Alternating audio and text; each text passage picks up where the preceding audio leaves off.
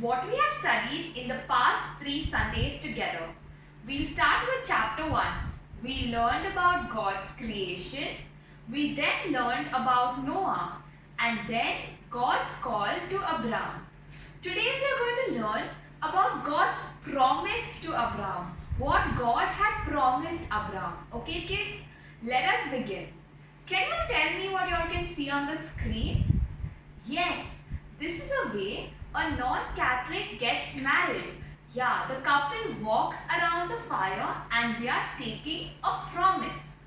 Now kids, tell me what you can see on the screen. Yes, that is how we get married, right? We exchange rings. This is another way of getting or taking a promise. Yes, this is another way of getting married. The first way, you saw a couple walking around the fire. The second way is when a couple exchange rings. Yes. And now children, tell me what you all can see on the screen. Is this something that you all do? I'm sure most of you all do that. You all take out this finger and do the pinky promise with your friends. Yes. Some of y'all or most of y'all must be telling your friends, oh, are you sure you're going to do this for me? Okay, no, you promise me. Say a pinky promise now and then you take the pinky promise. Yes. So that is another way of how people promise each other something. Now children, tell me if you all remember, did God also promise Noah something? Yes. God promised that he would never destroy the earth, the creation that he had created, and so he put a rainbow in the sky. Yes. Now children, did God promise something to Abraham? Do you all know? Let us learn in today's class. Today we are going to learn God's promise to Abraham. Children, do you all know the Lord appeared to Abraham in a vision and told Abraham, don't be worried. I will protect you from all the dangers and I will give you a great reward. But then Abraham just wondered and questioned God. What kind of a reward will you give me? I have no children and I am so old. And then God told Abraham to get out of his house and look up in the sky. And God told Abraham, count the number of stars. That is how many descendants I will bless you with. But then Abraham was still not very convinced. And then God said again, look up, look out of your house. And can you see the land? I will give you this entire land. And then Abraham felt happy. He felt a little convinced because God was promising him a son that he always wanted and a land. And so God told Abraham to go and get a cow, a goat, a ram, a pigeon and a dove for a sacrifice. Now children, you know in the olden days, people used to sacrifice animals. If they had to make a promise between each other, they took animals, they cut those animals as a sacrifice. That is how they made a sacrifice. So God told Abraham to get these offerings, these animals and come, and then Abraham cut them into two. He placed the animals on one side and the birds on one side, and then Abraham fell into a deep sleep. When it grew dark, a smoking pot and a flaming torch passed over that offering. And then the Lord appeared back and made the promise and told Abraham that this land will be for all his descendants. Now children, when Abraham was 99 years old, God appeared back and promised Abraham a son. And that's when God told Abraham that he would then be called Abraham. God changed his name and God told Abraham that his wife Sarai would be called Sarah. Yes. Now one day when Abraham was resting in his tent. Just like how you have a balcony in your house, Abraham was resting outside. He was just taking a short nap, and 3 visitors came to visit him. Now these were not usual visitors, not his usual friends that he used to meet. But these 3 people were people he did not know. He went and he welcomed them. Abraham went and welcomed them. He told them, "Come to my tent, come here and take some rest." And he quickly told Sarah to prepare a meal for them. So Sarah went along with the servants, prepared quickly a meal. They got some meat, they got some curds, and they set the table. Now, after they finished their meal, the 3 men who came to visit them told Abraham that they had a good news, that Sarah was going to give birth to a son. And Sarah was hearing this conversation, so she laughed and she wondered, how could she give birth to a child in this old age? Remember I told you Abraham was 99 years old? Yes, but the 3 men told Sarah and Abraham that they would have a son. They were so happy. They were really excited because they trusted the Lord. They believed in God, yes, and they had that hope in them. And then after that, the 3 men also told them that God will destroy the city because of the people's wickedness, but God would not harm Lot, that is Abraham's nephew, and his family. Okay, now after some time, Abraham was 100 years old and he gave birth, Sarah and Abraham gave birth to a son, and they named their son Isaac. And Isaac, after some years, became a tall and a very strong boy. Children, when someone in your family gets a baby, aren't you all excited? Don't you all feel happy that, wow, maybe my sister, maybe my cousin, or maybe my uncle or my auntie had a baby, and you all tell your mamas, right? I want to meet the newborn baby. You all feel happy, right? Even Abraham felt very happy that he got a child. And imagine getting a child when you are 100 years old. Do you all know anyone who is 100 years old around you all? If you all know someone, please tell me, okay? I want to make friends with them. So then Abraham was so excited, and that's how Abraham felt. Like Abraham always believed in God and trusted his ways. So children, after you all hear this story, don't you all trust God? Don't you all think God will do something really great for you all? And then yeah, we are Abraham's descendants. We have the land for us, yes?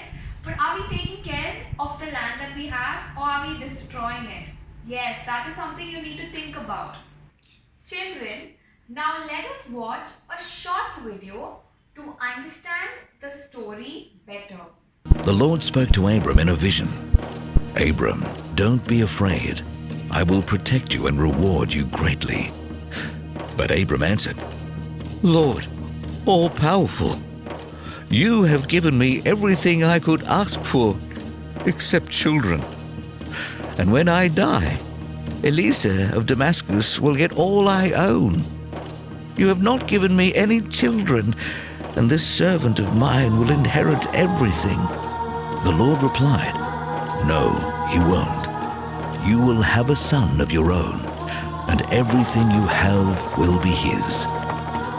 Then the Lord took Abram outside and said, Look at the sky and see if you can count the stars.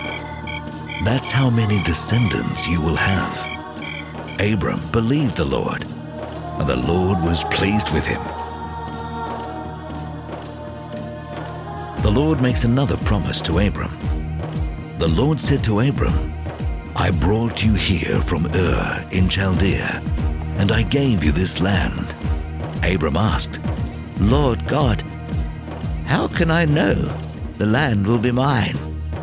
Then the Lord told him, Bring me a 3-year-old cow, a 3-year-old female goat, a 3-year-old ram, a dove, and a young pigeon. Abram obeyed the Lord. Then he cut the animals in half and laid the 2 halves of each animal opposite each other on the ground. but he did not cut the doves and pigeons in half. And when birds came down to eat the animals, Abram chased them away. As the sun was setting, Abram fell into a deep sleep, and everything became dark and frightening. Then the Lord said, Abram, you will live to an old age and die in peace. But I solemnly promise that your descendants will live as foreigners in a land that doesn't belong to them.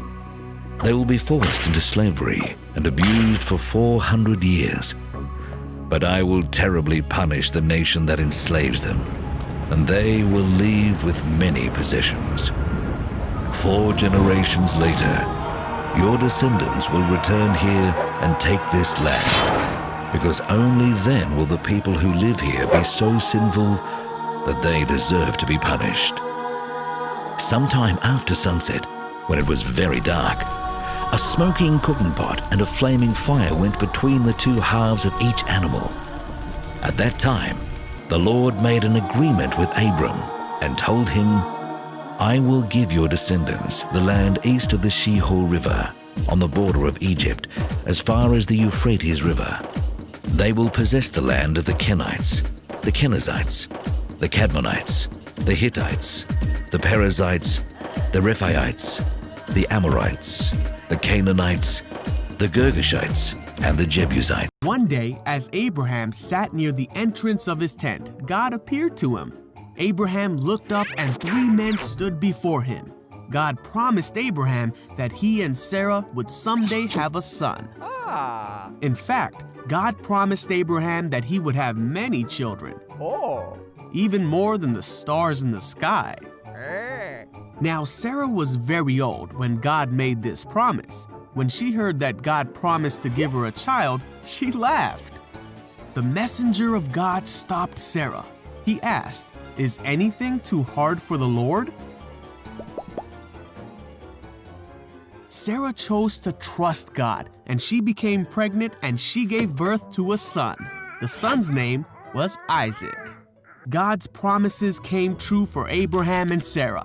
Abraham became the father of many nations, and from his child came children, and from their children, more children, until Abraham's descendants were truly more numerous than the stars in the sky.